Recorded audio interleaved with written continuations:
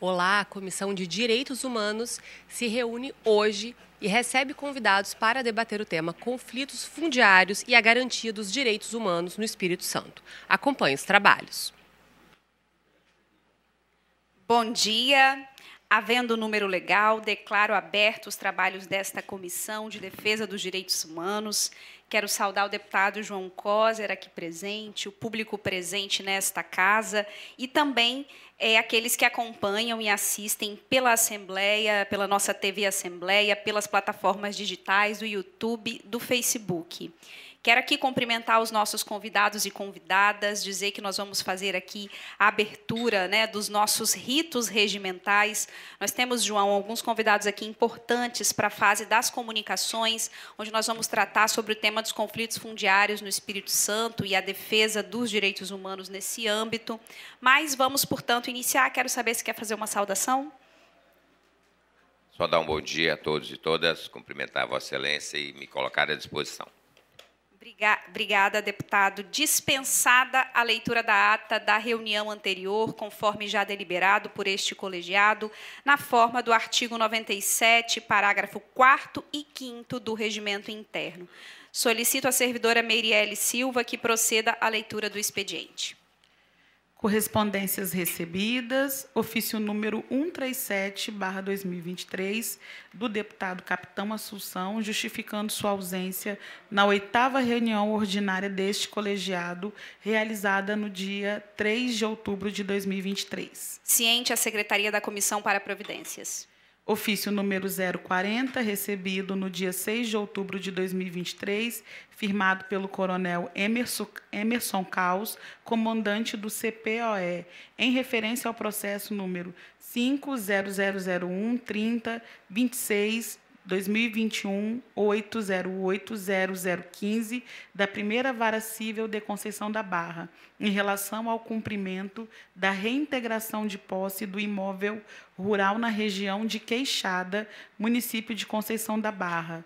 Neste, solicita-se que os representantes dos órgãos e autoridades participem de reunião preparatória no dia 10 de outubro de 2023, às 10 horas, no formato remoto. Ciente a Secretaria da Comissão para Providências. Ofício número 41, recebido no dia 6 de outubro de 2023, firmado pelo coronel Emerson Caos, comandante do CPOE, em referência ao processo número 5.0000130.26.2021.808.0015 da Primeira Vara Cível de Conceição da Barra, em relação ao cumprimento de reintegração de posse do imóvel rural denominado Fazenda Torre 718, município de Conceição da Barra. Neste, solicita-se que os representantes dos órgãos e autoridades participem da reunião preparatória no dia 10 de outubro de 2023, às 14 horas, no formato remoto. Ciente a Secretaria da Comissão para Providências. Ofício número 1674 de 2023, recebido no dia 9 de outubro de 2023, firmada pela Secretaria Nacional de Assistência Social de Vila Velha, Letícia Goldner Valim, que convida para a ordem de serviço e início da construção da Casa da Mulher Brasileira de Vila Velha, no dia 11 de outubro, às 15 horas, a Rua Coronel José Gabriel Marques Filho, sem número, Praia das Gaivotas. Ciente a Secretaria da Comissão para Providências. Ofício número 140/2023, do deputado Capitão Assunção, justificando sua ausência na 7ª reunião ordinária deste colegiado, realizada no dia 5 de setembro de 2023. Ciente a Secretaria da Comissão para Providências. Ofício número 121/2023, do deputado Lucas Polese, justificando sua ausência na 8ª reunião ordinária deste colegiado, realizada no dia 3 de outubro de 2023. Ciente a Secretaria para Providências.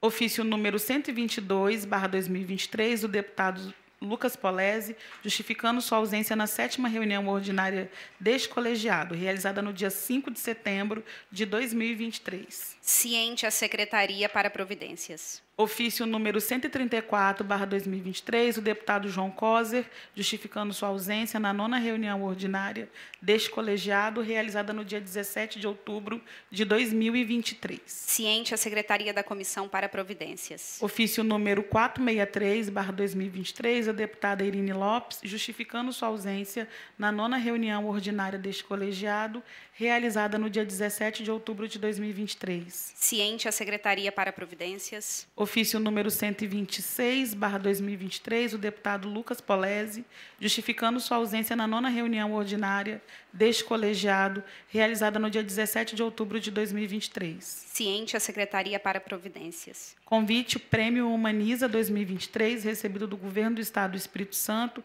por meio da Secretaria de Justiça, a ser realizado no dia 30 de outubro, às 17 horas, no Palácio Anchieta. Ciente a Secretaria da Comissão para Providências. Ofício número 466/2023, do gabinete da deputada Irine Lopes, requerendo realização de colóquio com o tema Onde está o protagonismo das mulheres da religião afro-brasileira, a realizar-se no dia 6/12 de 2023, às 19 horas, no plenário de Seu Cardoso. Ciente a Secretaria para Providências.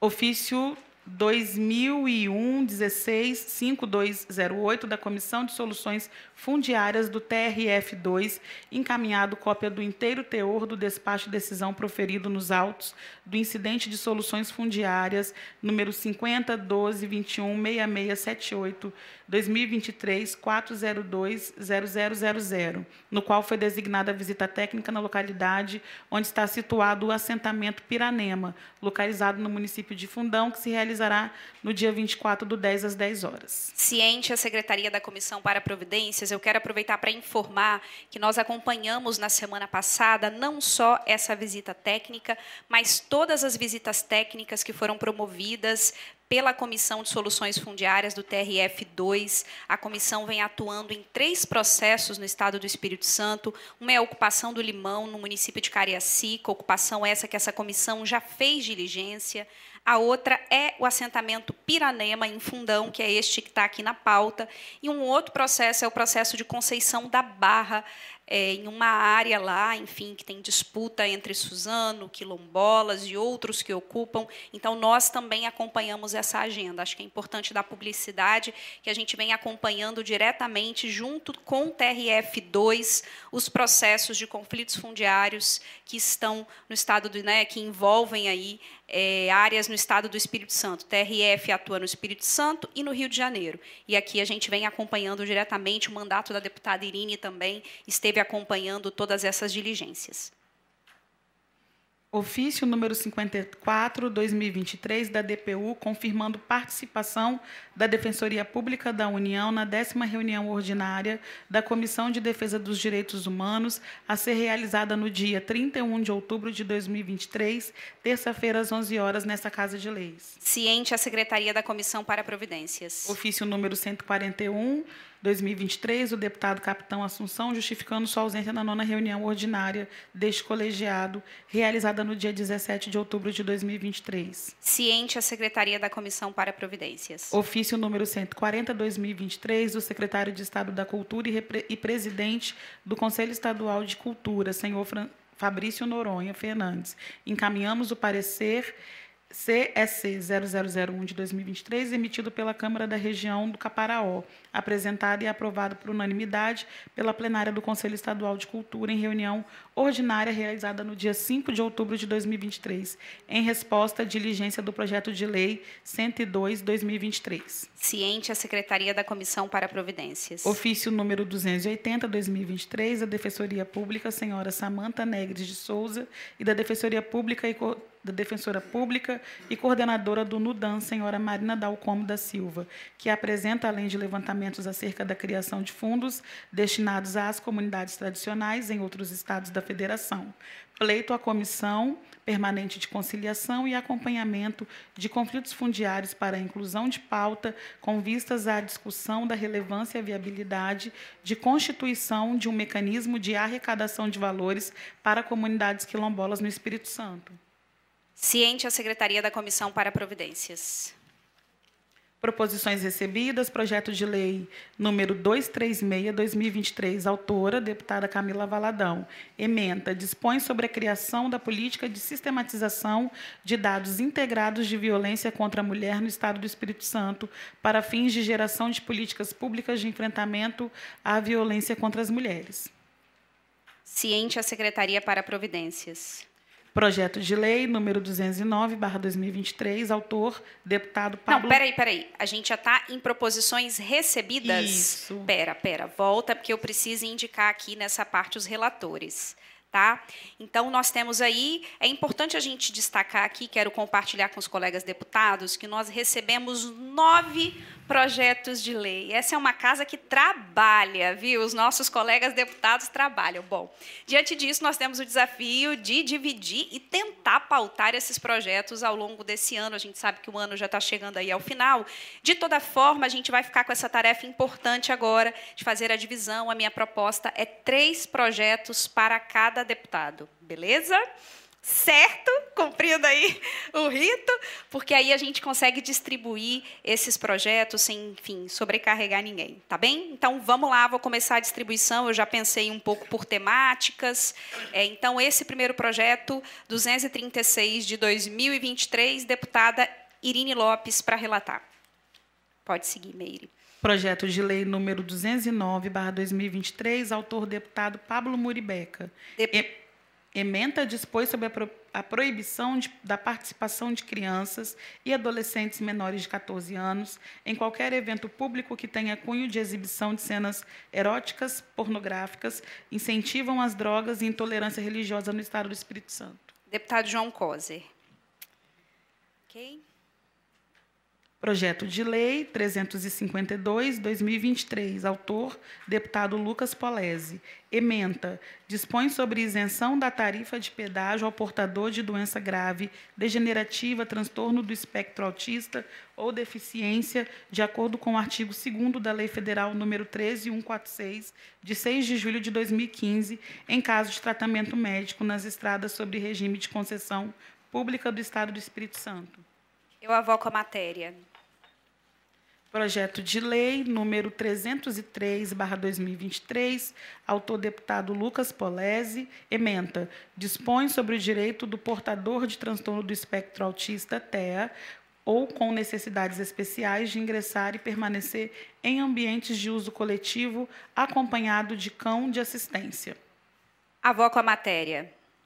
Projeto de lei número 141 de 2023, autor, deputado Pablo Muribeca. Ementa, dispõe sobre o direito à presença do tradutor e intérprete de língua brasileira de sinais, Libras, durante o trabalho de parto e pós-parto, imediato nos hospitais, maternidades e estabelecimentos similares da rede pública e privada de saúde do Estado do Espírito Santo. Deputada Irine Lopes. Projeto de lei 148/2023, autora, deputada Irine Lopes. Ementa, cria programas de prevenção à violência contra a mulher nos transportes remunerados privados individuais de passageiros no âmbito do Estado do Espírito Santo. Deputado João Coser. Projeto de lei número 100/2023, autor, deputado Deninho Silva. Assegura prioridade a vagas de matrícula escolar para o aluno cujos pais ou responsáveis sejam idosos ou pessoas com deficiência em escola da rede pública próxima de sua residência, conforme especifica. Deputado João Coser. Projeto de lei número 401/2023, autor, deputado Alcântara Filho. Dispõe sobre o respeito dos serviços públicos estaduais, a dignidade especial das crianças e dos adolescentes, pessoas em desenvolvimento e em condição de especial fragilidade psicológica e dá outras providências. Avoco a matéria. Projeto de lei número 160/2023, autor, deputado Tiago Hoffmann. Dispõe sobre a implementação da política estadual de fomento ao empreendedorismo feminino no âmbito do Estado do Espírito Santo. Deputada Irine Lopes. Proposições distribuídas. Não houve no período. Proposições sobrestadas. Projeto de lei número 102/2023, autor, deputado Deninho Silva. Proíbe a utilização de recursos públicos em eventos e serviços que promovam a sexualização de crianças e adolescentes e dá outras providências. Diligência para o Conselho Estadual dos Direitos da Criança e do Adolescente e para o Conselho Estadual de Cultura. Proposições baixadas de pauta, não houve no período. Passo a palavra para a condução dos trabalhos na fase da ordem do dia, a senhora presidenta, deputada Camila Valadão. Obrigada, Meire. Ufa, conseguimos, hein, gente? Ler esse expediente aí todo. Vamos lá, na ordem do dia, a gente tem alguns pontos breves também, considero, para poder deliberar. O primeiro é a solicitação da deputada para que seja discutido na reunião do dia de hoje, na fase das comunicações, o tema dos conflitos fundiários e a garantia dos direitos humanos no Espírito Santo. Coloco o tema em discussão. Deputado João Coser. Ok? Deputada Irine, coloco... Não quero discutir, tenho concordância. Então, coloco em votação. Ok, aprovado, por unanimidade. Definir indicação de representantes deste colegiado no Comitê Estadual para a Prevenção e Erradicação da Tortura do Espírito Santo, CEPET. A minha sugestão é que eu e a deputada Irine possamos revezar nesta tarefa. Eu fico com a titularidade, a deputada com a suplência. Coloco o tema em discussão. Concordo com o encaminhamento. Aprovado, por unanimidade. Isso, deputada Irine? Certo. Com certeza. Nós já estamos. Já estamos. Na verdade, a gente até tinha pautado esse tema na reunião passada, mas a gente acabou não constando a deliberação. Então, a gente está um pouco retomando o que a gente já tinha, inclusive, encaminhado. Deliberar reunião extraordinária na forma da audiência pública intitulada Caravana dos Direitos Humanos para debater a defesa dos direitos humanos a realizar-se no dia 8 de novembro no município de Guarapari, tendo como proponente a deputada Camila Valadão. Coloco o tema em discussão. Acompanho a proposição. Deputada Irine. Eu também. Aprovado também por unanimidade. Deliberar a realização de colóquio com o tema Onde está o protagonismo das mulheres da religião afro-brasileira, a realizar-se no dia 6 de dezembro, às 19 horas, no plenário de Seu Cardoso, tendo como proponente a deputada Irine Lopes. A realização do evento fará parte das atividades que a Procuradoria da Mulher está desenvolvendo dentro da campanha de 21 dias de ativismos pelo fim da violência contra as mulheres. Coloco o tema em discussão. Não havendo quem queira discutir, em votação, deputado João Coser. A favor do colóquio. Deputada Irine Lopes, proponente. A favor, eu também voto de forma favorável, aprovado por unanimidade. Projeto de resolução do deputado Mazinho dos Anjos, que cria a Comenda do Mérito Legislativo Emiliana Emery Viana e dá outras providências. Deputada Irine Lopes ficou com a relatoria.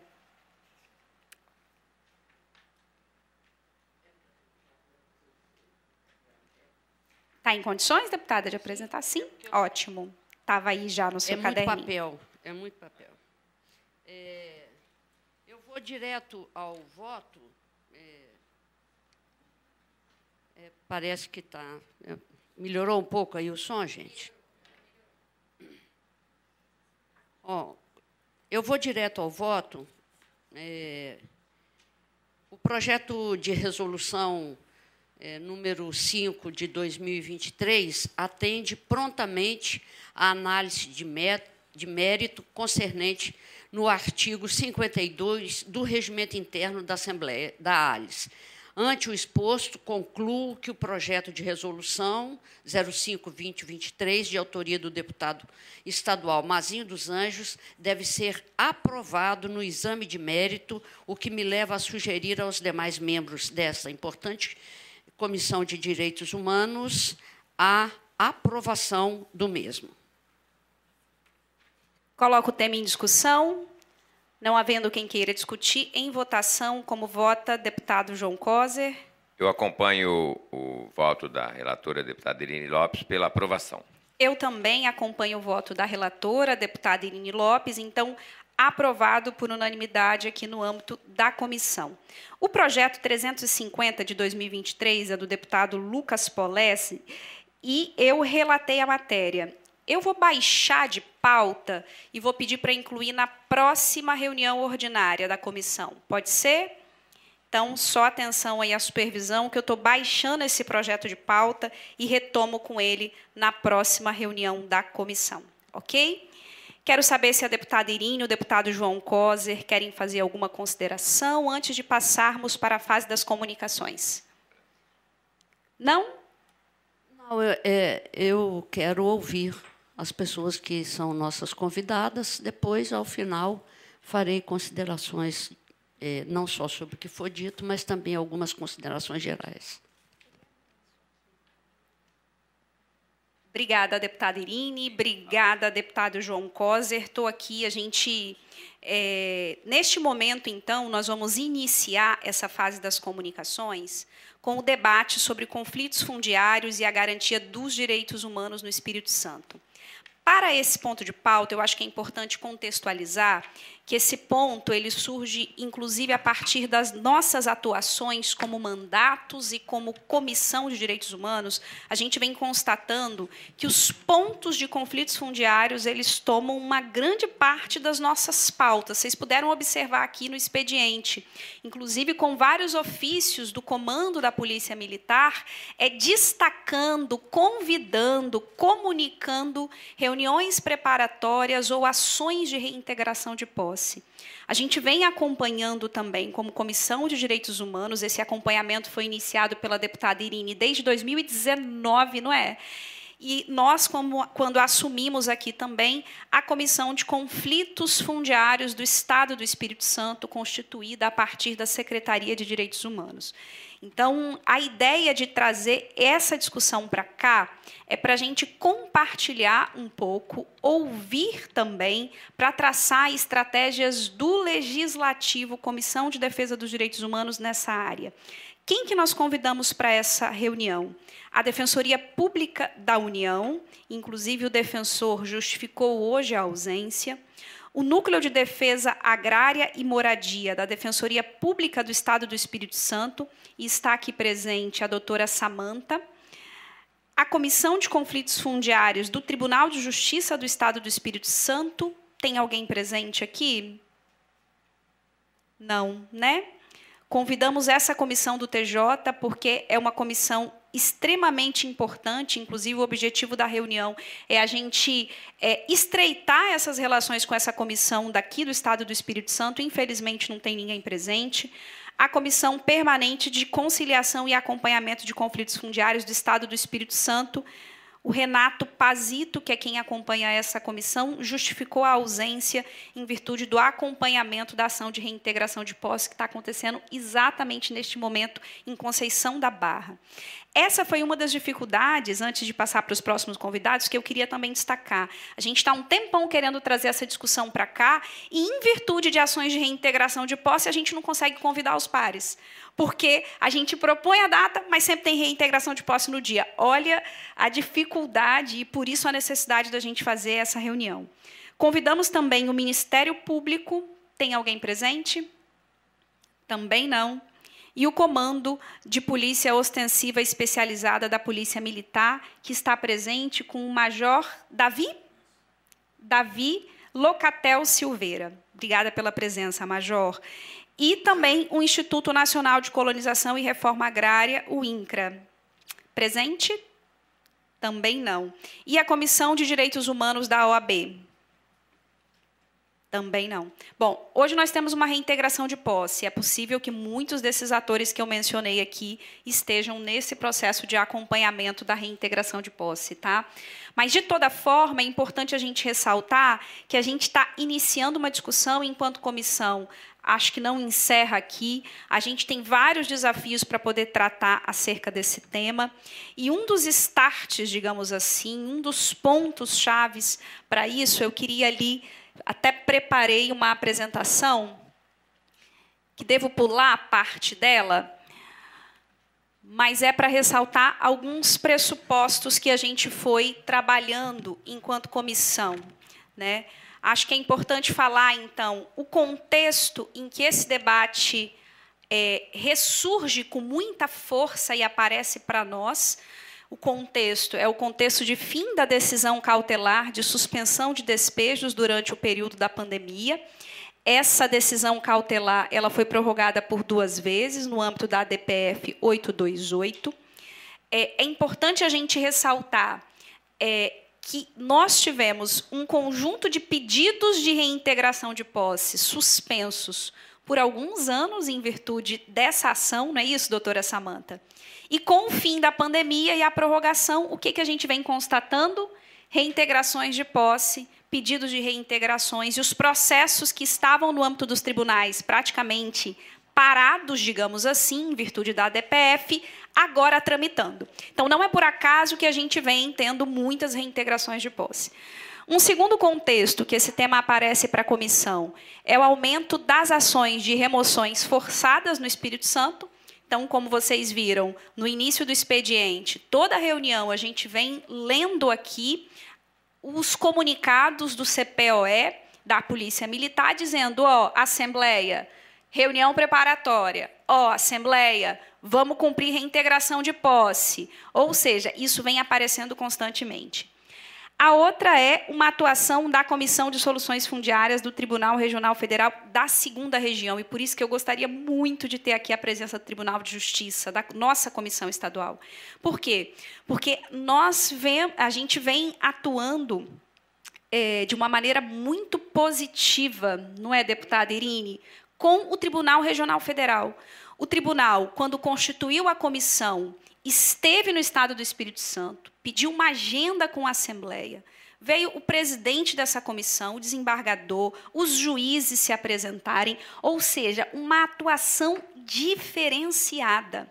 Nós estivemos, na semana passada, acompanhando 3 processos do TRF, em ações que movimentaram todas as instituições garantidoras de direitos. Eles fizeram essas visitas convocando a Assembleia, a OAB, defensorias, Ministério Público, INCRA, municípios envolvidos, ou seja, visitas técnicas que mobilizou diferentes atores para conhecer in loco as realidades e pensar ações e estratégias para além do despejo, que é um tema importante para a gente aqui. E um quarto aspecto que eu queria ressaltar, que foi a remoção forçada em Penedo, no município de Itapimirim, que a gente utiliza como um exemplo daquilo que nós não gostaríamos que fosse reproduzido em outros processos de reintegração de posse. Nós temos um relatório pronto sobre a remoção forçada em Penedo, que foi elaborado pela nossa assessoria que acompanhou. Nós vamos remeter esse relatório, a partir, inclusive, das discussões dessa reunião, para o Tribunal de Justiça, para o Ministério Público e para as outras instituições, porque esse, de fato, na nossa avaliação, é um exemplo que não deve ser reproduzido. Pode passar. Bom, aqui eu vou pular mais brevemente, mas ali são alguns parâmetros importantes que nós, enquanto comissão, utilizamos como fundamento, provavelmente as defensorias, e a gente entende que a gente precisa de outros atores atuando com base nesses parâmetros. Tribunal de Justiça e também Ministério Público, né? Então, por isso a gente convocou esses órgãos também, essas instituições também para estarem presentes. Então, ali a gente fala um pouco do direito à moradia, a partir da nossa Constituição Federal, né? Então, a gente está falando de um direito que está previsto na Constituição, como direitos sociais, garantias fundamentais, pode passar? Tudo isso está no nosso relatório. Outro parâmetro importante, o Estatuto da Cidade, né? E aí as diretrizes previstas pelo Estatuto, isso precisa estar no horizonte de atuação, né, nessa área. Pode passar? O Estatuto da Terra, portanto, é também fundamental quando a gente pensa principalmente os conflitos no âmbito do campo, e são muitos. Então, aqui também é um outro horizonte importante. Isso a gente também retoma no nosso relatório, pode passar. Para além disso, os parâmetros internacionais, que o Brasil é signatário, também pode passar. E aqui que eu queria ressaltar, que é dever do poder público assegurar que a propriedade, tanto urbana quanto rural, desempenha sua função social, impedindo o abuso do exercício deste direito e exigindo que seu titular faça uso legítimo dela. a proteção e a realização dos direitos devem demandar aí ações por parte dos poderes executivo, legislativo e judiciário. Para além disso, os diferentes entes federativos. Então, a gente está falando do Estado, dos municípios, né? Então, por que eu estou ressaltando isso aqui? A necessidade da gente avançar no Estado do Espírito Santo, e a nossa atuação em conjunta com o TRF2 demonstra que isso é possível e necessário, que a gente tenha, no âmbito do Estado do Espírito Santo, maior integração entre aquelas esferas de poder nas ações que envolvem esses temas fundiários. Pode passar. Aqui também é muito importante a gente ressaltar alguns parâmetros que, na minha avaliação, não vêm sendo utilizados nas ações de reintegração de posse, e aí eu vou falar do município de Itapimirim, Penedo. A Resolução 10 de 2018 do Conselho Nacional de Direitos Humanos, ela é um parâmetro fundamental que deve ser seguido no que diz respeito aos processos de reintegração. E aí eu quero ressaltar ali a preponderância dos direitos humanos das coletividades em relação ao direito individual de propriedade. Isso, infelizmente, a gente não vem constatando muitas vezes nos processos. Pode passar. Que as ações de despejo e remoções forçadas implicam em violações de direitos humanos. Portanto, as ações de remoção, elas devem acontecer apenas quando são esgotadas todas as outras possibilidades. Então, a gente tem um conjunto de possibilidades que deve ser cogitada antes dessas ações de remoção. Pode passar. E que ações de despejo, de forma alguma, devem resultar em pessoas em situação de rua ou populações sem terra, assim como não podem prejudicar o acesso à educação e à saúde. Também pode passar. E aí, a gente entra, que eu queria partir desse exemplo para a gente pensar um pouco os desafios e o que a gente consegue traçar em termos de estratégias. É óbvio que seria fundamental que nós estivéssemos aqui, inclusive, as demais instituições e órgãos, que é o processo de Penedo, que a gente acompanhou, né? Esse processo de despejo forçado, né, essa ação de reintegração aconteceu posterior a uma ação judicial, a Defensoria acompanhou, também pode trazer depois o seu relato. Então, o que a gente constatou em loco lá no dia da ação? Que não foi disponibilizado ônibus para transporte dos ocupantes, tampouco água e alimento, já que a desocupação duraria o tempo todo, com possibilidade de adentrar à noite. A ação de desocupação começou pela manhã, a previsão era que ela duraria durante todo o dia, e não foi garantido absolutamente nada para essa ação de um dia inteiro para essas pessoas. Não foi pensado nisso, não foi garantido isso. Além disso, os ocupantes não teriam condições de preparar alimentos, por motivos óbvios, durante o processo de retirada de seus pertences. A Defensoria Pública Estadual e o mandato interviram junto para que fosse disponibilizado ônibus para transporte das pessoas. As pessoas não tinham nem como se deslocar desse lugar de onde aconteceu a ação de reintegração.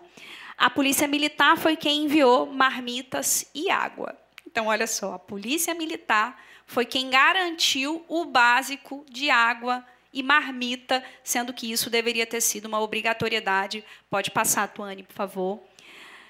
Durante a ação de reintegração, esse é um exemplo, né? A gente teve uma mudança de local para onde iam pertencer as pessoas, e eu queria chamar a atenção para isso aqui. Olha lá. Essa aqui é o local onde o município decidiu que ia colocar as pessoas.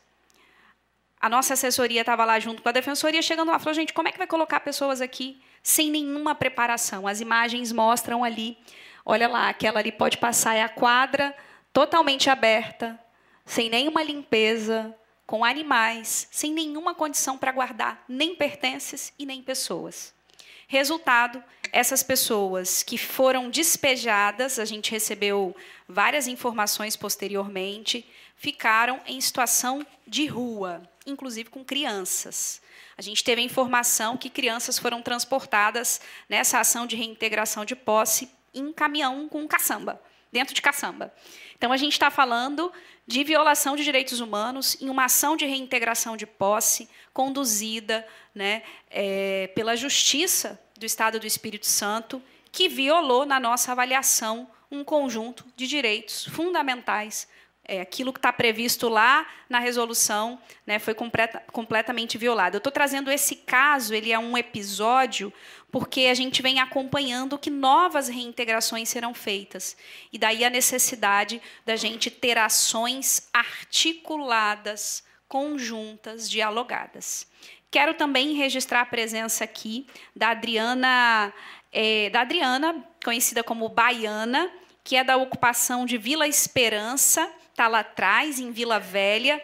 É uma ocupação que também tem processo judicial de despejo. São várias famílias nesse local. Não sei se a gente tem alguém aqui de Vista Linda. Não? Nós recebemos a comissão também Vista Linda, no município de Vila Velha, a mesma situação também de despejo. Então, é isso que a gente queria compartilhar. Passo para os convidados, deputada Irinha e deputado João. Pode ser? Doutora Samanta, quer começar? Fica à vontade. Se quiser vir para a mesa ou também utilizar os microfones aqui da frente, fica à vontade. Para a mesa, para filmar, acho que é melhor, né?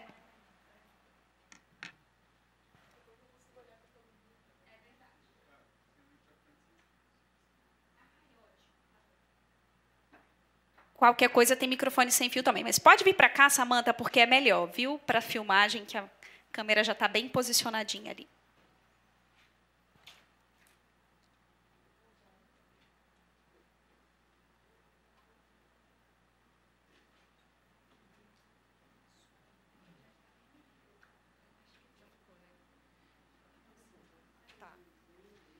Bom dia, cumprimento a todos os presentes, cumprimento a mesa aqui, deputada Camila, deputada Irinha, deputado João Coser, nessa importantíssima comissão, que é a Comissão de Direitos Humanos aqui da ALIS, e a todas as demais pessoas aqui presentes.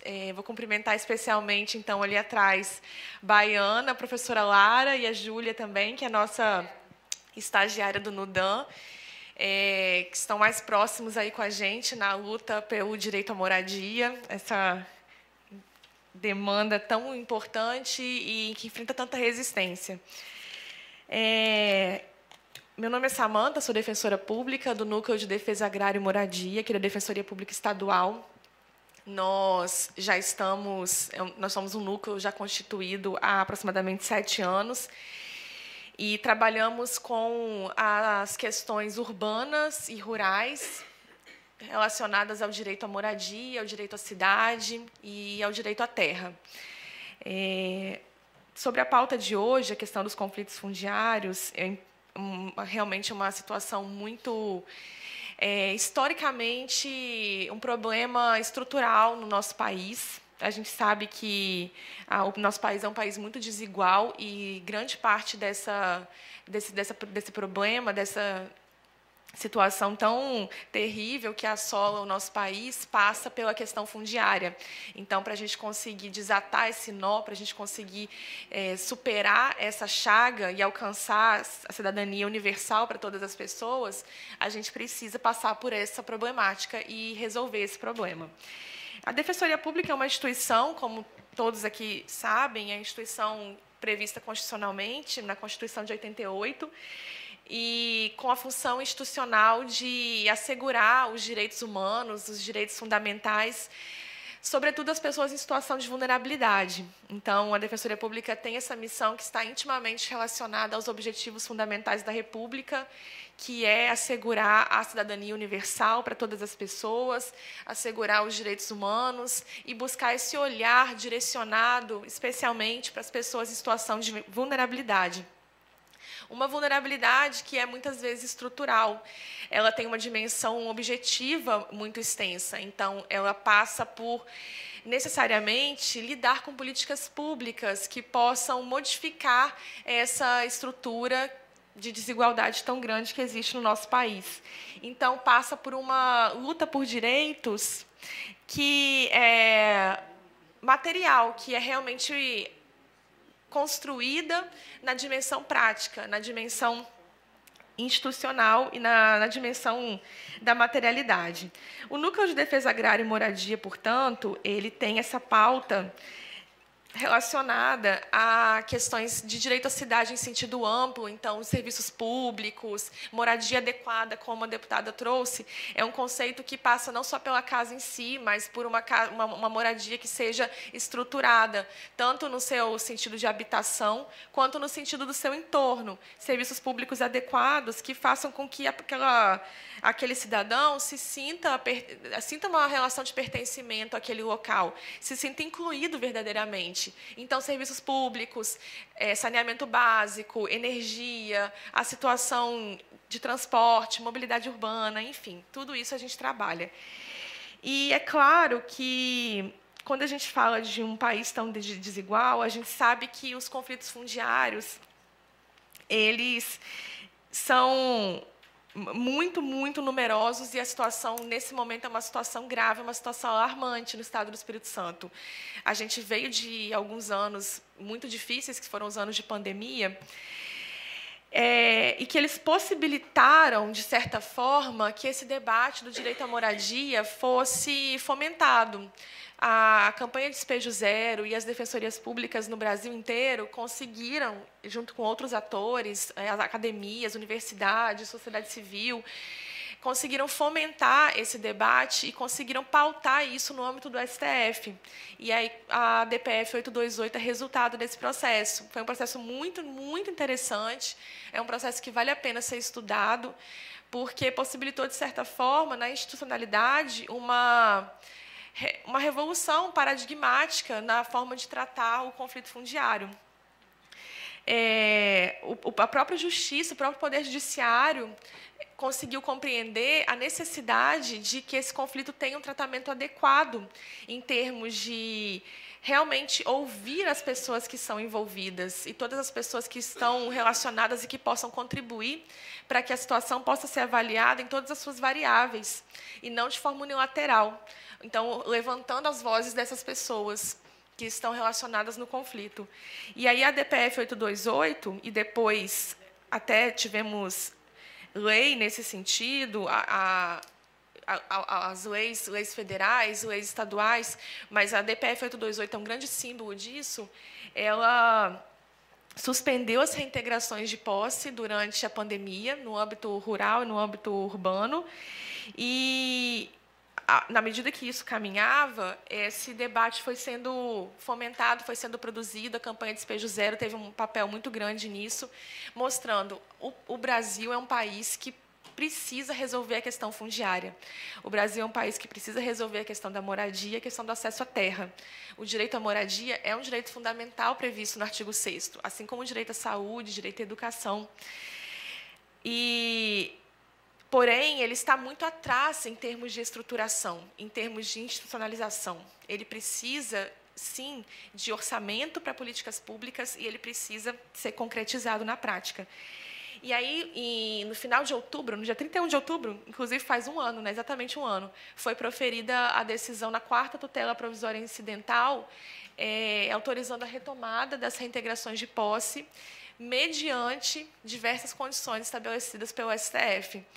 E a mais emblemática delas foi a determinação da criação das comissões de conflitos fundiários, adotando o modelo que era o modelo do TJ do Paraná, o modelo de comissão de conflitos fundiários, justamente assegurando que a própria Constituição já traz como determinação, que é a necessidade de que os conflitos fundiários sejam tratados de uma forma mais cautelosa, de uma forma mais cuidadosa, ouvindo os atores, trazendo elementos, trazendo estudos técnicos, trazendo as vozes dessas pessoas e compelindo o poder público a agir. Esse ponto que a deputada Camila trouxe é um ponto muito importante. É necessário que o poder público municipal, o poder público estadual, tomem assento nas mesas de negociação e se mobilizem para que as políticas públicas realmente tenham efetividade. Então, nesse procedimento, que está na DPF 828 e depois foi normatizado na Resolução 510 de 2023 do CNJ, que é o Conselho Nacional de Justiça, foi determinada a criação das comissões de conflitos fundiários no âmbito de todos os tribunais. Então, uma comissão em cada tribunal de justiça, que é o tribunal que trata das questões estaduais, e uma comissão em cada tribunal regional federal, que nós temos 6 TRFs, então, tratam das questões federais. Quando a União está na ação, principalmente questões relacionadas à Caixa Econômica, por exemplo. Então, União ou entidades da administração pública direta ou indireta federais, a questão vai para a Justiça Federal, como esse caso que a deputada trouxe, que é o caso do Limão de Cariacica, porque o polo ativo, a parte autora, é a Caixa Econômica. Fora disso, todos os demais casos são na Justiça Estadual. Então, seja envolvendo poder público estadual, seja poder público municipal, seja atores privados. Então, todas as demais estão na Justiça Estadual, que são tratadas, então, no nosso caso, pelo Tribunal de Justiça Estadual e, no âmbito da Defensoria Pública, por nós, Defensoria Pública Estadual. E aí, o nosso Tribunal de Justiça do Espírito Santo criou a sua comissão em janeiro desse ano. A comissão, elas eram denominadas, então, no início, de Comissão de Conflitos Fundiários e, posteriormente, elas modificaram seu nome por determinação do CNJ para Comissão de Soluções Fundiárias.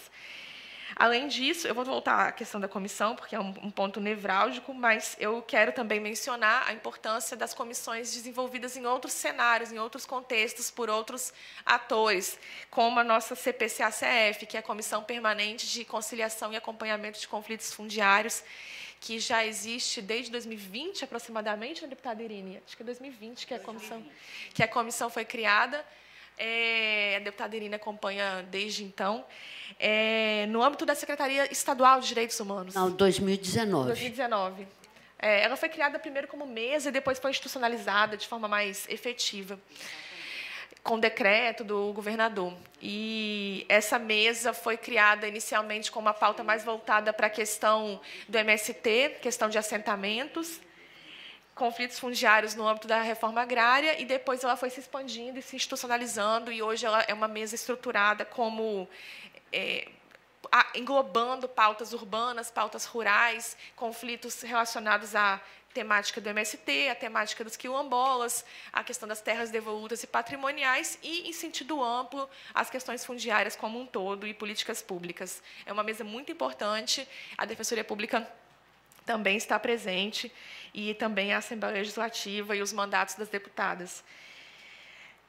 Dessa forma, a gente conseguiu produzir, então, um cenário, tanto em âmbito federal e agora ainda mais, nós temos no MDA mesas sendo criadas, não tanto ainda no Ministério das Cidades, mas a gente vê que esse debate está se expandindo, tanto em âmbito federal quanto em âmbito estadual, e aí cada estado, né, com as suas complexidades. Mas esse debate ele está aumentando, e isso é muito importante a gente ressaltar.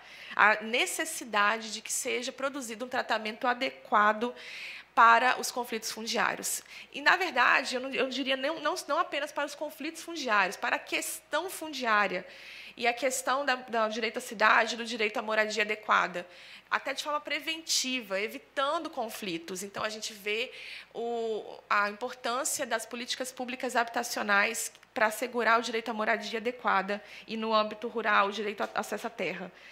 E aí, centrando o nosso foco para a questão dos conflitos fundiários, eu quero deixar bem claro, ressaltar alguns pontos que são os seguintes. Pela própria institucionalização da Resolução 510, que ela não veio, né, todo mundo sabe que uma resolução como essa, ela não caiu do céu, ela é produto de muitas lutas, ela é produto de muitos debates no âmbito do direito à moradia, e ela está sendo contestada, muito contestada. Já existe uma ação, uma DPF contra ela, ajuizada pela CNA, Confederação Nacional da Agricultura, para que ela seja extinta, para que ela seja cancelada. Como era previsível que fosse acontecer. Então, ela está sendo impugnada. Então, é o que eu digo, é uma resolução que, para que ela fosse criada, foi necessário muito debate, muita pressão social, popular, dos diversos movimentos, e para que ela seja mantida também é importante, que a gente saiba da sua importância e que a gente efetive e busque tensionar essa disputa de narrativas para o lado da efetivação dos direitos sociais. Então, eu quero ressaltar esses pontos, que são os seguintes. Quando a gente fala de um conflito fundiário, é importante que a gente olhe para ele e veja a necessidade de que ele seja compreendido em sua raiz mais profunda e estrutural. É isso que a gente tem pautado a todo momento, inclusive perante a Comissão de Soluções Fundiárias, principalmente aqui do Tribunal de Justiça Estadual. É importante que esse conflito, então, ele seja compreendido. A gente tem buscado até apoio de entidades. Então, por exemplo, nesse caso, que é o caso de Vila Esperança, aqui representado pela Baiana, a Defensoria Pública, a gente conseguiu, com o apoio do projeto Esteticidades da UFES, aqui da professora Lara, com o apoio da Associação Técnica de Arquitetura e Urbanismo, a 118, a gente conseguiu produzir esses olhares técnicos nos termos sociais, nos termos de compreensão de subjetividades e também urbanísticos e ambientais, para que a gente consiga compreender todas as variáveis e estruturar propostas de soluções. Então, eu acho que esse ponto é o ponto que a gente tem que insistir muito quando a gente trata de conflito fundiário, principalmente diante de cenários em que as políticas públicas habitacionais estavam muito paralisadas nos últimos anos, tanto em nível federal quanto nos municípios, até porque uma coisa está relacionada com a outra. Há transferência de verbas, há toda uma necessidade também de apoio por parte do governo federal e estadual para os municípios, e também os municípios, claro, têm que se organizar para mandar projetos, para fazer a sua parte e estruturar suas políticas públicas. Então, isso estava muito paralisado nos últimos anos. Então, é importante que a gente perceba que, nesse cenário, era possível e provável que acontecessem conflitos fundiários. Então, para isso, como a própria Resolução 510 de 2018 do CNDH, que é o Conselho Nacional dos Direitos Humanos, aborda, é importante que a gente olhe para um conflito e a gente pense em formas de solucioná-lo em termos estruturais, em termos de política pública, compreendendo quais são as vulnerabilidades envolvidas, qual é a situação daquela população que ocupa aquele território, se aquela população é composta por quais faixas de vulnerabilidade, qual é a relação dela com aquele território, como ela se constitui ao longo dos anos, qual é a possibilidade de ela ser mantida naquele território em termos urbanísticos, em termos ambientais, em termos sociais. Se, eventualmente, em último caso, depois de esgotadas todas as análises estruturais, com o apoio do poder público municipal, que é muito importante que participe de forma ativa nessa busca de soluções estruturais, com seus programas habitacionais e assistenciais, se, mesmo assim, depois de esgotadas essas mesas, essas audiências de mediação, tudo determinação que está na Resolução 510 do CNJ, parte de visita técnica, de compreender o problema em loco, as audiências de mediação, se, depois disso tudo, chamando todo mundo para o debate, realmente, por algum motivo, não for possível chegar numa solução estrutural, ainda assim, a resolução, diante de uma decisão de desocupação, prevê que deve ser feito um plano adequado de desocupação. Então, o plano adequado, ele faz parte dessa última, último caminho, e mesmo assim ele é essencial. Ele é essencial porque, como a gente pode perceber no caso de Itapemirim, a ausência dele pode produzir violações gravíssimas de direitos humanos. Então, o próprio Comitê de Direitos Sociais, Econômicos e Culturais da ONU estabelece isso. A remoção forçada por si só ela é uma violação de direitos humanos. Então, ela deve ser evitada a todo custo. Mas a ausência de um plano adequado pode produzir resultados desastrosos. Então, o plano adequado, na verdade, ele é o mínimo. Ele é o mínimo. Assim, a inexistência dele não pode sequer ser cogitada. O plano adequado é o mínimo e ele precisa passar por análise de cadastro social de todas as famílias que estão ali presentes, encaminhamentos para programas assistenciais e habitacionais, pelo menos ainda que sejam transitórios, mas isso é o mínimo. Encaminhamento para abrigos, então, se for o caso de um abrigamento temporário, transporte adequado de bens, de pessoas, Suporte material no dia da reintegração é o mínimo, isso é o mínimo, e a gente não está sequer no mínimo quando a gente pensa nos casos que aconteceram recentemente. Então, todo um plano estrutural para que a remoção seja evitada, para que a população seja mantida na maior medida possível, sempre que for possível, analisando todas essas complexidades que eu abordei, a relação com o território, possibilidades em termos de políticas públicas, o que o município pode fazer naquele caso. Como a gente sabe que cada situação tem o seu contexto, então, quando a gente fala de Vila Esperança, a gente está falando de uma situação, por exemplo, de um território, parte dele, no caso as glebas 3 e 4, que foi objeto até mesmo de um decreto de desapropriação para fins de habitação popular, em determinado momento. Decreto esse que veio a ser revogado posteriormente. Então, são muitas variáveis que devem ser analisadas e estudadas com calma quando a gente trata de um conflito fundiário, pensando na matriz estrutural de desigualdade, na ausência de políticas públicas, na paralisação de programas habitacionais, uma lista de programas habitacionais, que não é o caso só do município de Vila Velha, é o caso de talvez todos os municípios do Estado do Espírito Santo. Paralisação completa da lista de programas habitacionais, que não caminha. Alguns municípios estão um pouquinho melhor que outros, mas a situação como um todo é muito ruim. Então, a gente precisa pensar realmente em estruturar programas habitacionais e analisar os conflitos fundiários como conflitos complexos e que também exigem soluções complexas, bem estruturadas e analisadas, elaboradas e executadas com muita cautela para que a gente evite e impeça violações de direitos humanos. Acho que é isso. Acho que era o que a Defensoria Pública tinha para tratar hoje. Muito obrigada, doutora Samanta, por todas essas questões. Muito importante todas elas. Estava aqui até falando com a deputada Irine a necessidade da gente, a partir, inclusive, dessas discussões e também em virtude das ausências, necessidade da gente produzir, falávamos disso, né, deputada Irine, uma grande audiência pujante, a deputada Irine falava sobre esse tema, convocando os vários atores aqui na Assembleia. Quero passar a palavra, se quiser fazer uso, obviamente, para o Major Davi. Por favor, fique à vontade, Major, se puder vir para cá.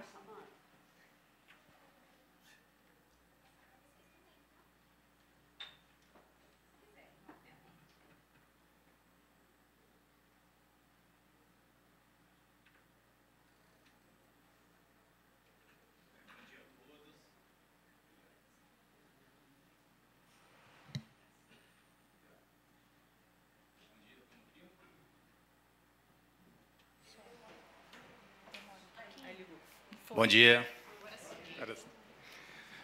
Nobre deputadas, componentes da bancada. Inicialmente, agradecer aqui o convite que foi feito à Polícia Militar. Eu sou o Major Davi Locatel. Eu trabalho no Comando de Polícia Especializado. Para quem já trabalha com esse tema de conflitos fundiários, reintegração, como a doutora Samanta, já sabe que é para lá que canaliza todos os pedidos de reintegração de posse. Elas chegam no Comando Geral e o Comando Geral manda para o nosso comando lá. O Comando Especializado ele tem as unidades especializadas da PM, né? E o Batalhão de Missões Especiais, o BME, normalmente é a unidade empregada para cumprir as reintegrações de posse maiores, né? As menores não, mas as maiores, via de regra, é o BME. Bom,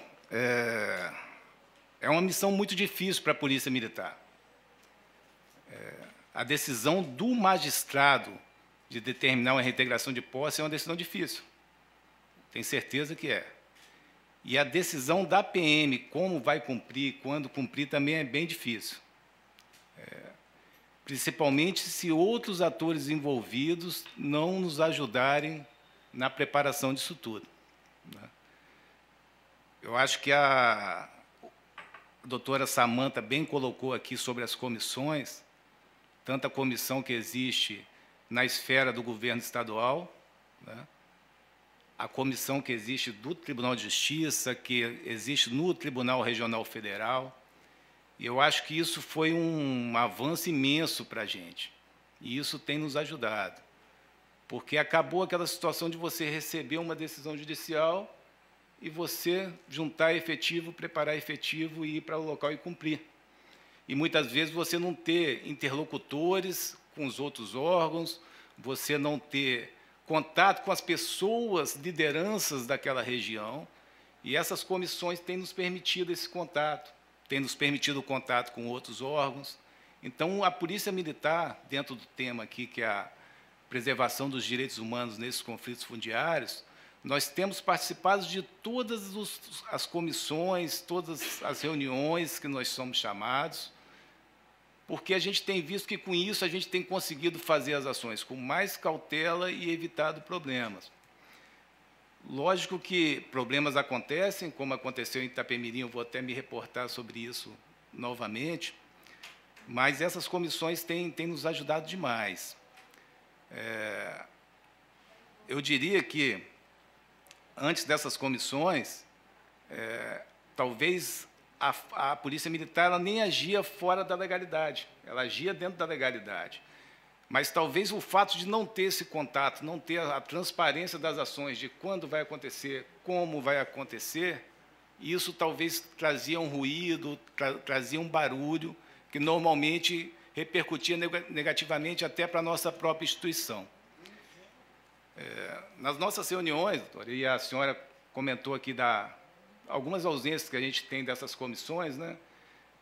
Uma coisa interessante realmente seriam essas comissões se conversarem, porque estamos tratando muitas vezes do mesmo tema, e eu acho que seria interessante realmente, acho que até a intenção da senhora hoje foi nesse sentido, de tentar fazer isso, né?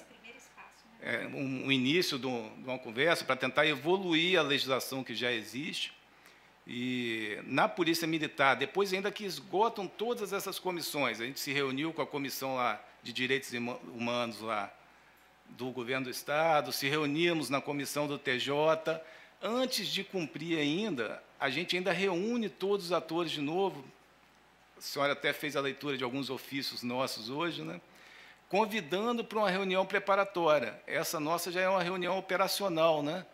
Mas, embora seja uma reunião operacional, quando a gente vai ver os recursos que nós vamos empregar, quando vamos executar a ação, ali é mais uma chance da gente convidar lideranças, conversar com os outros órgãos envolvidos, para tentar a melhor solução possível.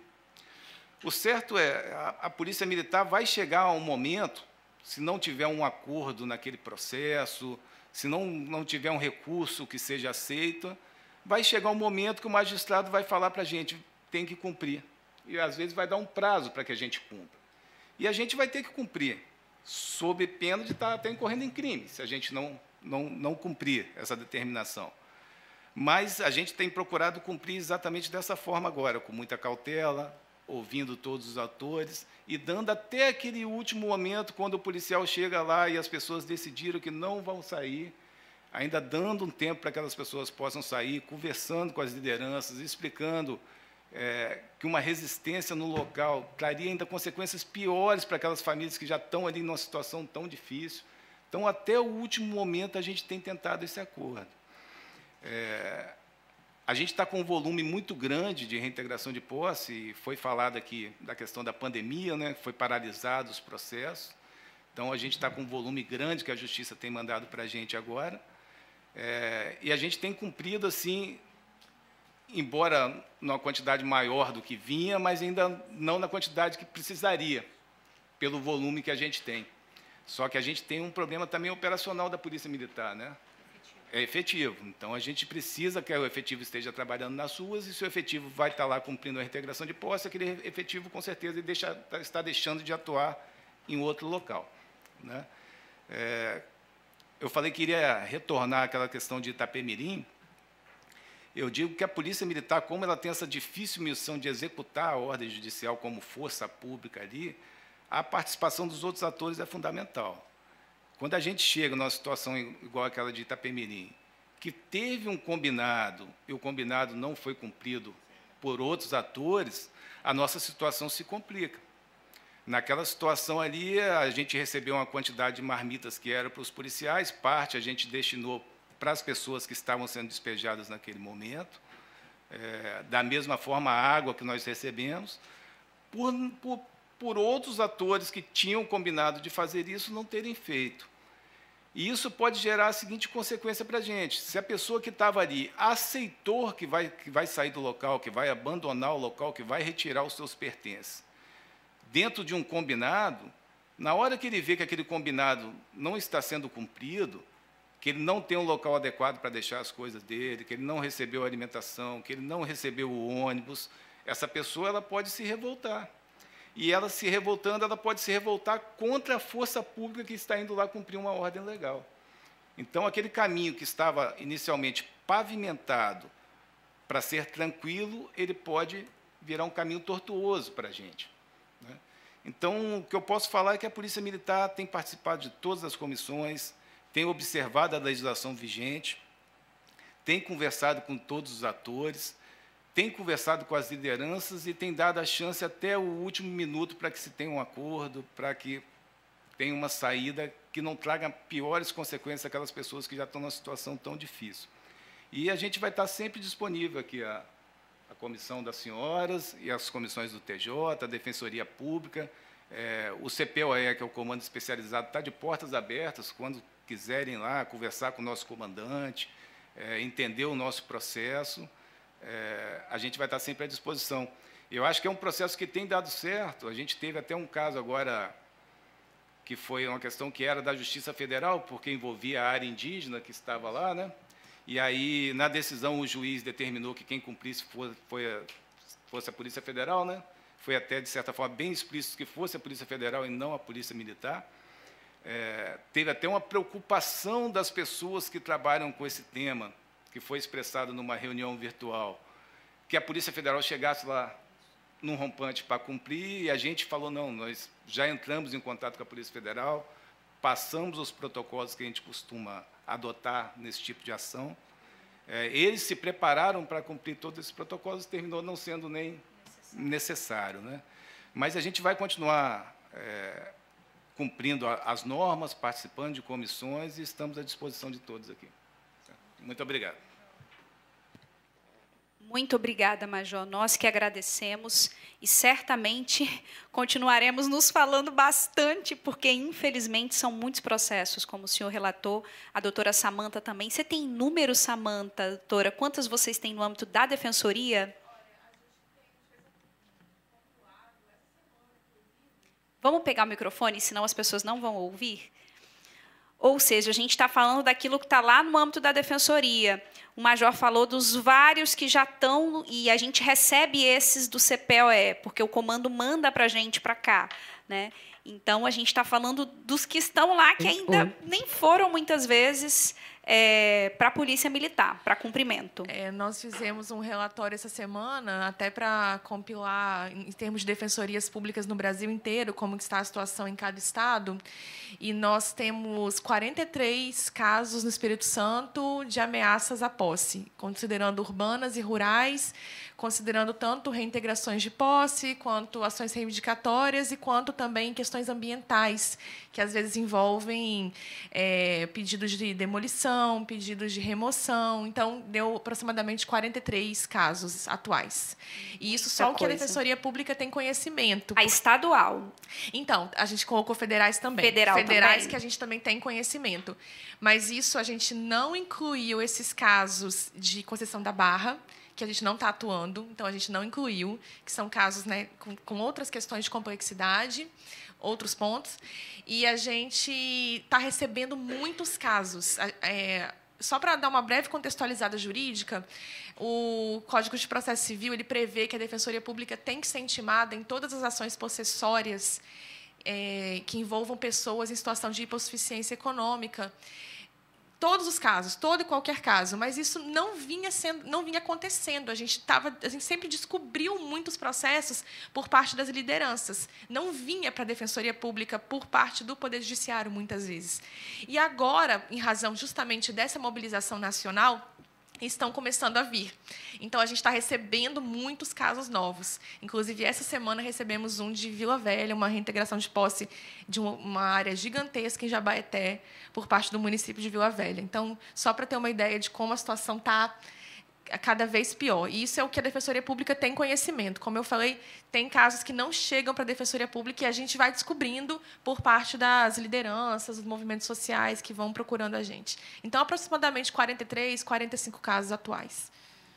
Então, a gente está falando dos casos que a Defensoria acompanha. Vocês imaginem se todos esses casos fossem reintegrar com uso de força. O efetivo da polícia ia ficar só para cumprir reintegração de posse, né? E o Major falou uma coisa muito importante, que a reunião preparatória que a polícia faz, ela não é a reunião que nós reivindicamos no âmbito do tribunal, porque são coisas diferentes. A reunião preparatória da polícia, que é fundamental, e, aliás, Major, a gente sempre parabeniza o cumprimento do protocolo no Estado do Espírito Santo, é uma reunião para mobilizar os atores para o cumprimento da decisão judicial. Ou seja, é uma reunião para cumprir a ordem de despejo. O que a gente vem reivindicando muito no âmbito do Tribunal Estadual, e, por isso, esse é o primeiro movimento de diálogo, é que tenhamos reuniões... não vou dizer que... Qual é o termo, doutora Samana? Não é reunião preparatória no âmbito do tribunal, é reunião de mediação, audiência de mediação. Exato. Então, que a gente tenha audiências de mediação no âmbito do processo. Isso, e buscando anterior à decisão de reintegração. Então, que esses atores que nós mobilizamos, que a polícia mobiliza para o cumprimento, que esses atores sejam mobilizados no âmbito do tribunal. Então, que o município seja convocado, que a Assembleia seja convocada. Então, a gente está falando antes da decisão de reintegração. Isso, e até para evitar uma decisão de remoção, sempre que for possível. Então, para que essas pessoas permaneçam no local. Políticas públicas estruturais. E, se sobrevier uma decisão negativa, que também seja estruturado um plano de desocupação no âmbito do Poder Judiciário, na maior medida possível, deixando só a parte operacional técnica para a Polícia Militar, até para evitar esse problema que aconteceu em Itapemirim. E é o que a gente sempre fala também, deputada, é a necessidade de que mesmo a desocupação seja assistida, para que ela não seja violadora de direitos humanos. Então, realmente, ela é muito mais complexa do que simplesmente cumprir a decisão. E a gente sempre ressalta que a Polícia Militar faz um trabalho gigantesco, um trabalho, muitas vezes, é lá que a gente consegue realmente olhar para essas pessoas, mas a gente precisa olhar antes. Isso, exatamente. Para que, se tiver que chegar na desocupação, ela venha junto com um conjunto de outros direitos e garantias que está no âmbito da saúde, que está no âmbito da educação, e que a gente não tem uma situação como a gente se deparou com Itapemirim. Ou, muitas vezes, a gente não tem aquilo que o Major falou, a revolta no momento da desocupação, que vai gerar, possivelmente, violências, né? E mais violação de direitos.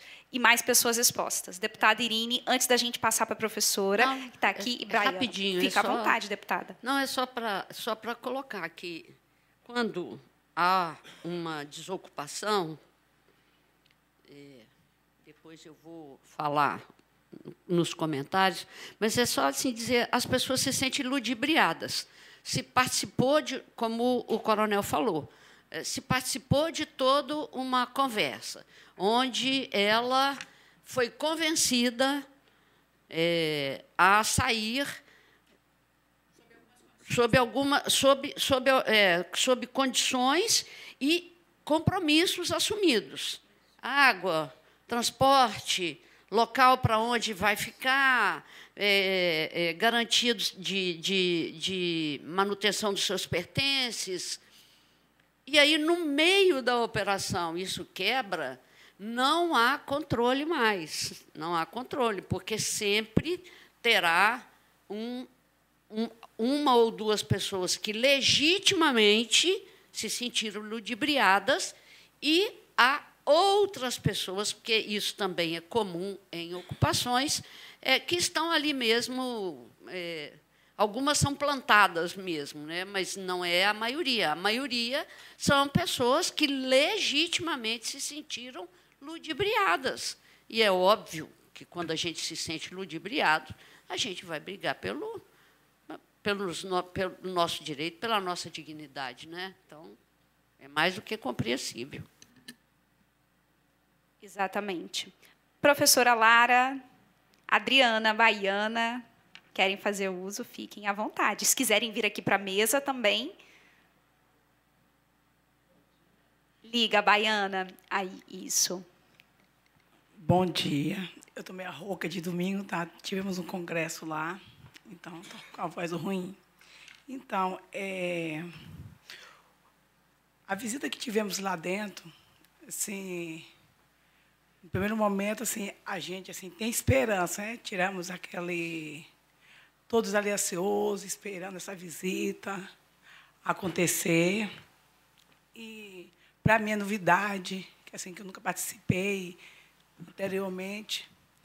E ali naquele momento eu me senti como ser humano, como mulher, oprimida, fui julgada,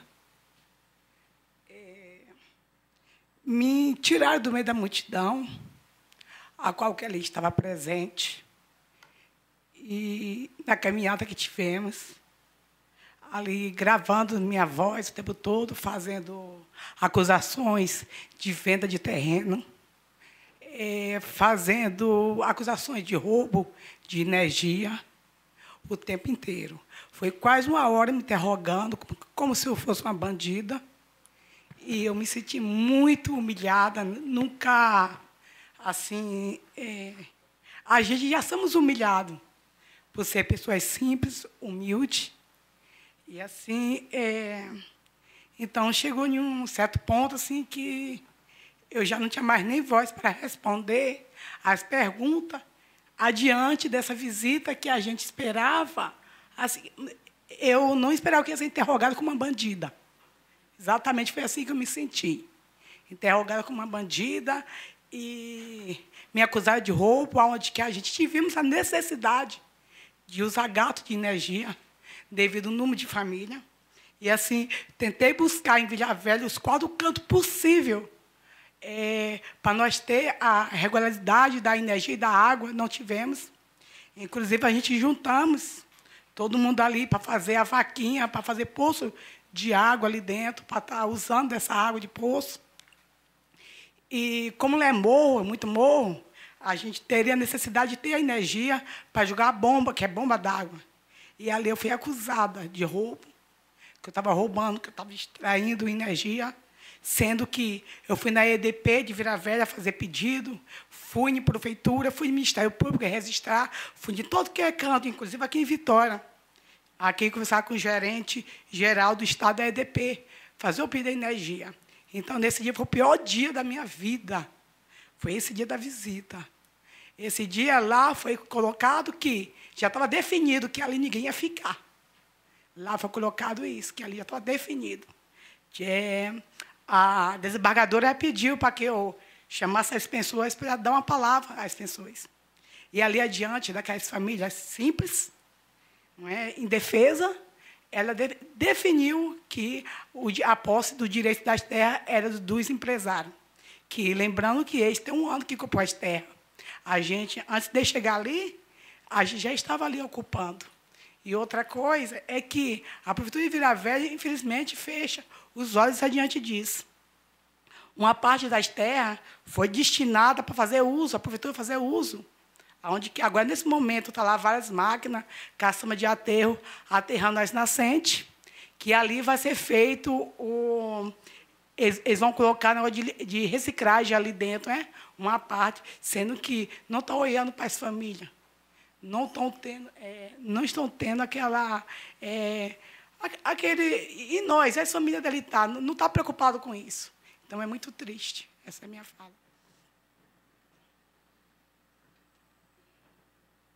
Obrigada, Baiana, pelo seu relato. Está registrado. E, sem dúvida, todas as considerações que você traz são considerações importantes no sentido da gente traçar e cobrar ações também garantidora de direitos. Na nossa avaliação, a comissão ela não tem o papel inquisitório, ela não tem o papel interrogatório, né, de interrogar. Esse não é o papel da comissão de soluções fundiárias. Se ela for criada para cumprir este papel, na nossa avaliação, é um desserviço, né?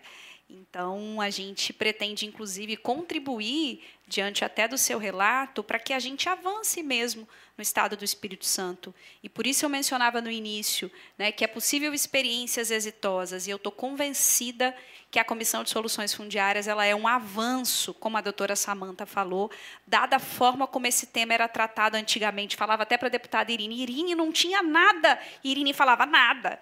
Né? Era barbárie nessa área. Né? Então, é um avanço, e a gente precisa que aqui no Espírito Santo a gente também avance nesse sentido. Tá bom? Uma coisa que eu esqueci, ali do lado do Vale da Conquista, né, que é Vila Esperança. Então, ali foi, de certa forma, foi criado um meio conflito. A visita causou o seguinte, por quê? Porque o pessoal do Vale da Conquista, para eles, aquilo ali já é já está definido como bairro, sendo que não é. Não é. É a mesma terra, o mesmo processo. Só que muitos não entendem. E ali, então, eles têm um certo tipo de receio com o pessoal da Vila Esperança. E, com isso, foi criado vários boatos em termos de cá, do lado da Vila Esperança. Aí, o que acontece? Então, naquele momento ali, quase que houve uma confusão, porque houve um conflito ali dentro. Só não foi adiante, porque, assim, puxaram a bomba e jogaram.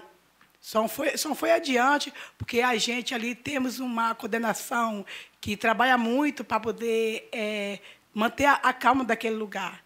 É tanto que ali nós não temos ocorrência de crime nenhum, nem de violência, porque ali nós temos regras também, inclusive com as famílias, para não ter briga, para não chamar a polícia, para não ter confusão ali dentro, para não ser registrado. É tanto que ali o ambiente hoje que nós estamos hoje é um ambiente que nós recebemos todo mundo, é um ambiente assim, um ambiente bem calmo, um ambiente que nós não promove festa que possa vir causar confusão ali dentro, para nos causar confusão. Mas nós temos as nossas festinhas em igreja, as nossas festinhas de comemoração do Dia das Crianças, tudo isso nós temos de maneira organizada. Então, a gente não... E tem coisa ali dentro que a gente botamos regra que nós não aceitamos, para poder não se tornar uma coisa assim, sem desordem. E, assim, esses últimos dias está sendo muito difícil para mim, porque lá no Vista Linda 1 e 2, foi determinado a saída das famílias de lá de dentro, mas não determinou para onde que vai, qual é o apoio que essas famílias vão ter. Então, essas famílias estão indo tudo para a Vila Esperança. E, assim, a gente... Tem uma senhora lá que tem 7 filhos e está grávida. 7 está grávida. Não tem marido. Tem 3 dias que ela está morando lá no Vila Esperança. Então, isso, muitas famílias do Vista Linda 1 e 2, Vista Linda 1 e 2, está indo para o Vila Esperança. Então, o nosso número de pessoas automaticamente cresceu, não é mais 750 famílias, agora vai se tornar muitos estão construindo barraco. O que acontece tem um camarada aí, um capitão, que eu não vou citar o nome, um coronel, que ele falou o seguinte, que foi determinar 6 meses de aluguel para o Vista Linda 1 e 2. Eu até perguntei à doutora Samanta ontem se isso foi verdade. Ela falou que não, que ainda não foi determinado. Aí, o que acontece? Então, essas famílias estão desorientadas. E, assim, e muitos ali aproveitam para poder estar tirando as janelas, estar tirando o telhado, está acabando com os predinhos. Foi isso que colocaram, eles estão tirando aquilo ali. E aí as famílias que estão ali estão em desespero total. São mais de 100 famílias que ele ficou por não ter para onde ficar, para onde ir. Quem teve para onde ir, quem pôde pagar seu aluguel, foi. E quem não teve está lá, sofrendo, e vai buscar, está indo me buscar, e com isso eu estou... sabe, eu chego lá agora, tem 20, 30 famílias me esperando, querendo um lugarzinho para poder ficar. Aí a gente está bem em processo, correndo o risco de sair também. Enquanto isso, lá em Vila Velha, nós não temos ninguém de Vila Velha lá para estar, pelo menos, ajudando a gente a buscar uma solução. Entendeu? Que é o nosso direito de teto de moradia. Só que a terra, essas terras que foi ocupada, eram umas terras que não possuía nenhum tipo de... uma terra abandonada, que não tinha nem para o município, nem para o Estado. Efeito nenhum. A partir do momento, foi final de 2016 para 2017, que foi ocupando, essa família foi ocupando, e devido à pandemia, os números de família foi crescendo. Aí, agora, há um ano, as terras foram vendidas, houve a primeira negociação na época do Marcos Filho para tentar regularizar para ser um bairro, só que não prosseguiu adiante essas compras dessas terras, por não haver, segundo o que ele informou para nós, que a terra faltava o registro. Na prefeitura não tinha esse registro de imóvel, não tinha. Aí, inclusive, foi até na mídia, da Gazeta, aonde que um advogado, o doutor Gustavo, da OB, ele falava claramente que uma parte nós poderíamos ocupar, que era uma área devoluta. E a outra parte, eu tenho aqui gravado isso aqui, e a outra parte onde que houve uma integração de posse, as pessoas saíram e ocupou essa parte onde que era uma área devoluta. E agora, há 1 ano, 2 anos para cá, que apareceu o registro desse imóvel, e que foi vendido para essas empresas imobiliárias. Obrigada, Baiana. Estou conversando aqui com a deputada Irine. Nós vamos deliberar uma visita, uma diligência no Vista Linda, em Vila Velha. Inclusive, a gente achou que teriam pessoas do Vista Linda aqui no dia de hoje. Eles já estiveram aqui na Assembleia e a gente delibera, então, uma diligência no Vista Linda da Comissão de Defesa dos Direitos Humanos. Passo para a professora Lara.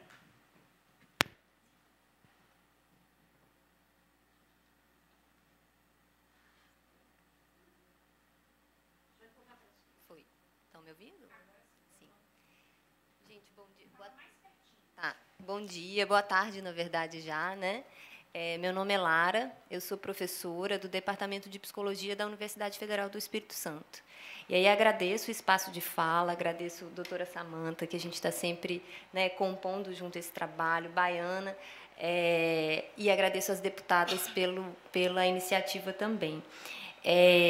Eu faço parte, né, de um grupo de pesquisa e extensão, coordeno um grupo de extensão na universidade, que é o Grupo Esteticidades, né, espaços de estudos e práticas em estética e subjetividades. Estou dizendo isso para dizer do porquê a psicologia se aproximar desse debate, né, e compor junto a tantos outros atores. Assim. A gente tem entendido a importância desse chamado para que outras instituições, outros olhares, outros discursos componham também conjuntamente a construção desse contexto que Samanta tanto trouxe aqui, né? E aí fico pensando, assim, vou dizer um pouco, né, a parte que me cabe, quando a deputada Camila diz, né, da remoção ser a última possibilidade, né, o quanto de caminho existe de possibilidades de escuta. Né?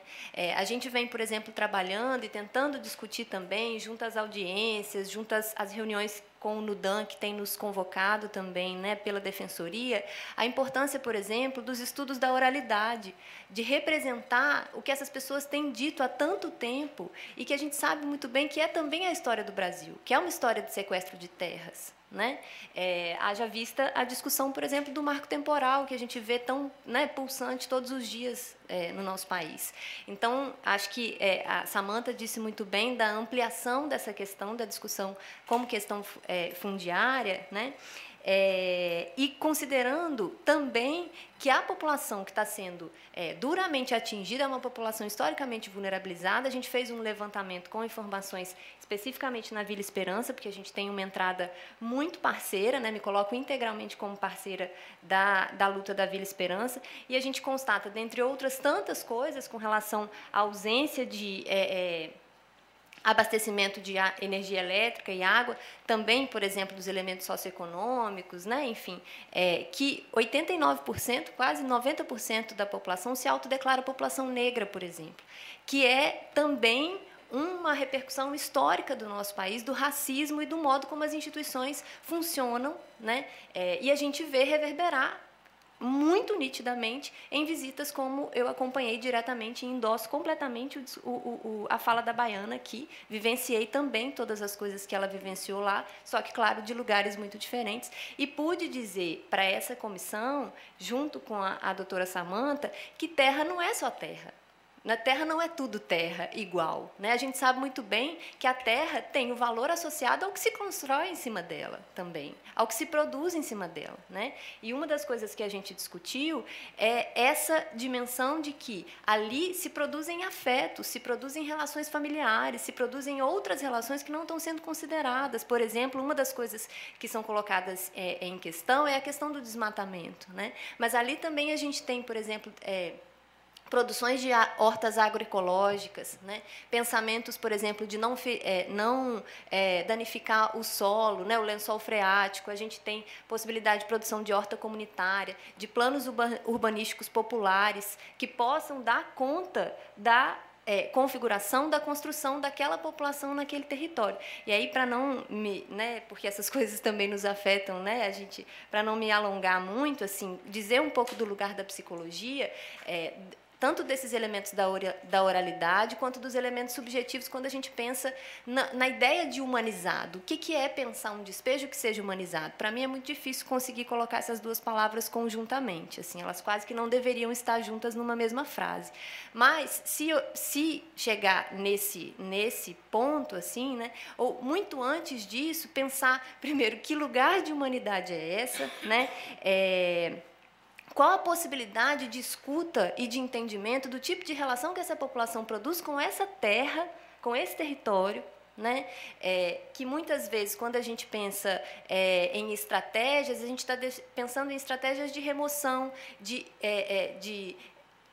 construção em um outro local, construção de vínculo em um outro local. Mas, para isso, essas pessoas vão precisar antes serem desterritorializadas subjetivamente, né?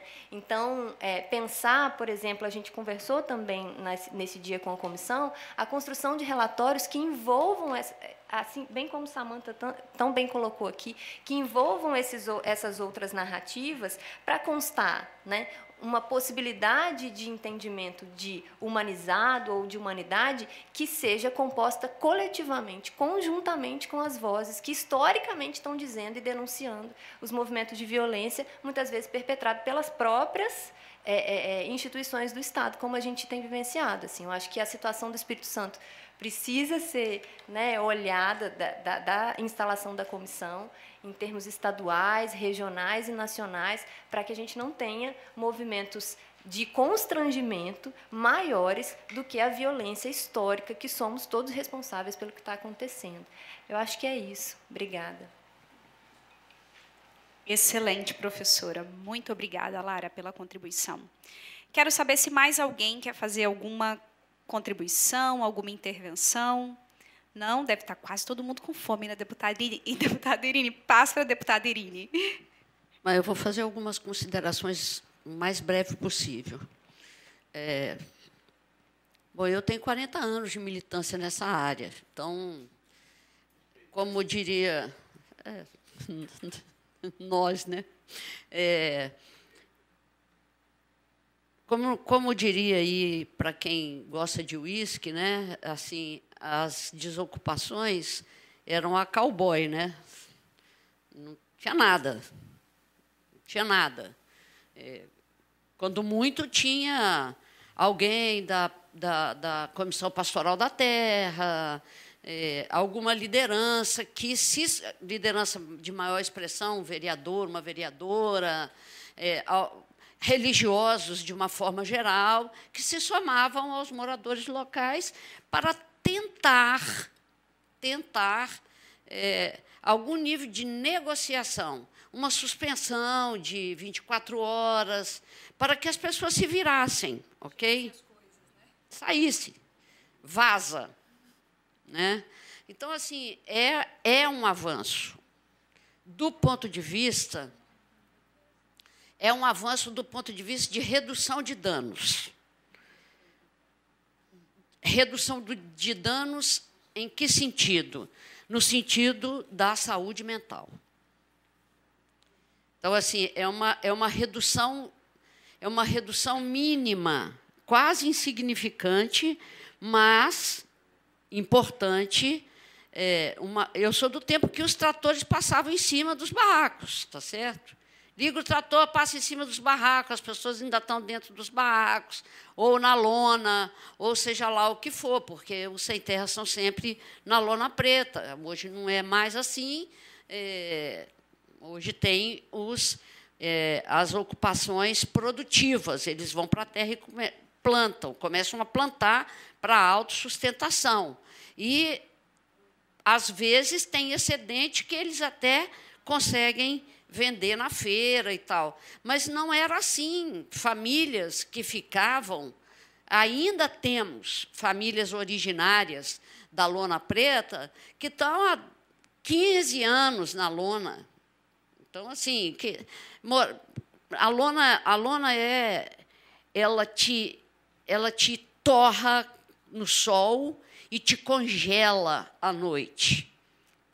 Não tem água, não tem nenhum serviço sanitário que possa prever doenças coletivas, não tem escola para garantir a regularidade daquelas crianças, tá certo? Então, assim, é extremamente desumano, extremamente desumano. Então, mesmo que não caiba, eu concordo com a Lara, porque é incompreensível, né? Assim, mas ainda é menos doloroso do que a cowboy.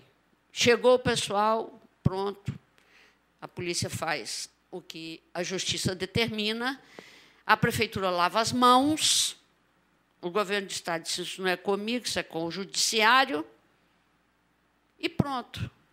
Então, assim, é inegável que há esse avanço, né? Então, quando nós aqui nos nossos cochichos pensamos em fazer um pujante seminário, ou audiência pública, não sei como é que nós vamos chamar, vamos ter que conversar mais sobre isso, eu acho que a gente pode dividir em duas partes. A primeira parte é a prevenção. O que é a prevenção? É ter programas habitacionais. É a obrigatoriedade de ter cadastro, que esse cadastro seja oficial. Então, portanto, cada município vai saber qual é o seu déficit.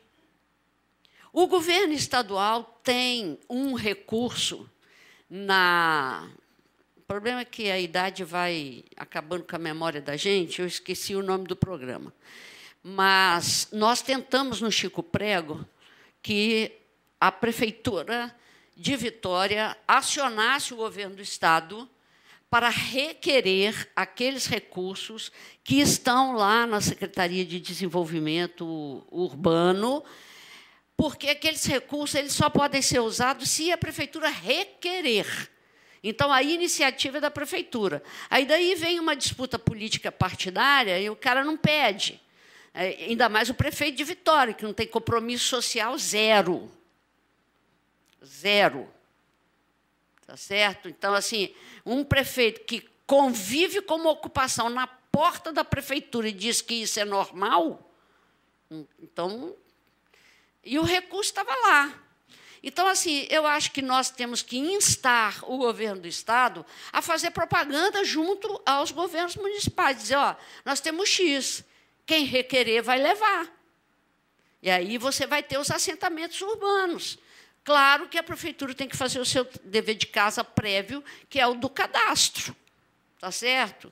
E ver a questão de terras devolutas, terras patrimoniais, seja do Estado, seja da União, seja da Prefeitura. Os entes federados eles vão ter que trabalhar mais ou menos articulados. Então, essa é a primeira coisa. A segunda coisa, assim, o programa Minha Casa Minha Vida voltou, gente.